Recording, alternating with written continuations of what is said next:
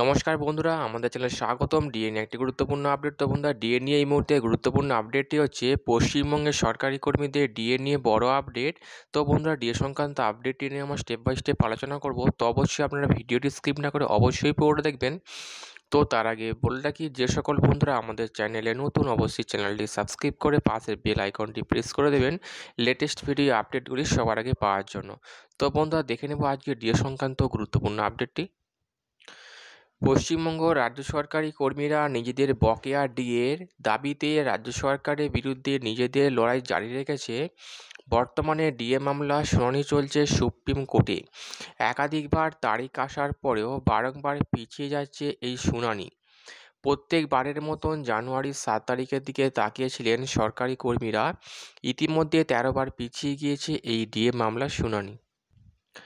আগামী 7ই জানুয়ারি 2025 ডিএ মামলার শুনানি হবে কিনা সেই ব্যাপারে দ্বন্দ্বে রয়েছে সরকারি কর্মীরা।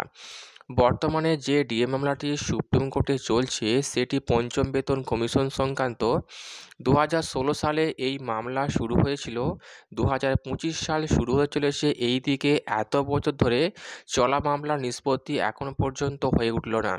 বারংবার রাজ্য সরকারি কর্মীরা প্রতীক্ষার প্রহর গুনছে।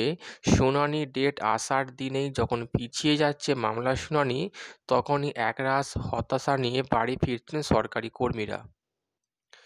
7ই জানুয়ারির যে শুনানির তারিখ রয়েছে সেই দিনেও শুনানি সম্পন্ন হবে কিনা সেটা এখনও স্পষ্ট বলা যাচ্ছে না। এর আগেও শুনানির তারিখগুলি পিছিয়ে যাওয়ার সম্ভাব্য কারণ হলো সময়ের অভাব। প্রত্যেকবার শুনানির নম্বর অনেকটা পড়ে থাকার জন্য সময়ের অভাবে শুনানির ডেট বারংবার পিছিয়েছে। 7ই জানুয়ারি সুপ্রিম কোর্টে যে শুনানিটি হবে তার নম্বর অনেকটা নিচের দিকে রয়েছে। তাই সেই দিনও শুনানি সম্পন্ন হবে কিনা সেই ব্যাপারে এখনও পর্যন্ত স্পষ্ট কিছু বলা যাচ্ছে না। পঞ্চম বেতন কমিশন সংক্রান্ত এই মামলা প্রথমে উঠেছিল কলকাতা হাইকোর্টে। সেখানের মামলায় জয় পেয়েছিল সরকারি কর্মীরা। তবে এর পরেও রাজ্য সরকার সেই মামলার আবারও সুপ্রিম কোর্টে ওঠায়। এখনও পর্যন্ত সেই মামলা শুনানি চলছে। ডিএ মামলা শুনানি চলাকালীন প্রধান বিচারপতি অবসর গ্রহণ করেছেন ও নতুন বিচারপতি এসছেন।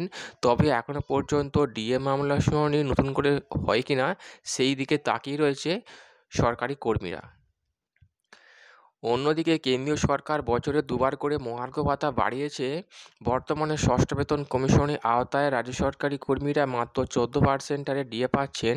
কেন্দ্র সরকারের কর্মীদের ডিএ ও রাজ্য সরকারি কর্মীদের ডিএর পার্থক্য বর্তমানে 39%।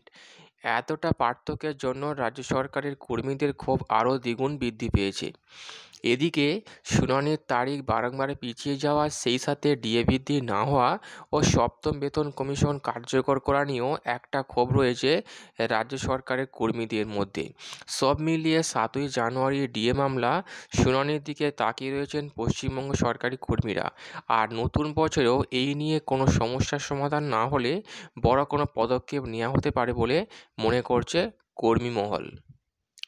তো বন্ধুরা, এই ছিল ডিএ সংক্রান্ত গুরুত্বপূর্ণ আপডেট। তো কেমন লাগলো অবশ্যই কমেন্ট করবেন, লাইক করতে ভুলবেন না।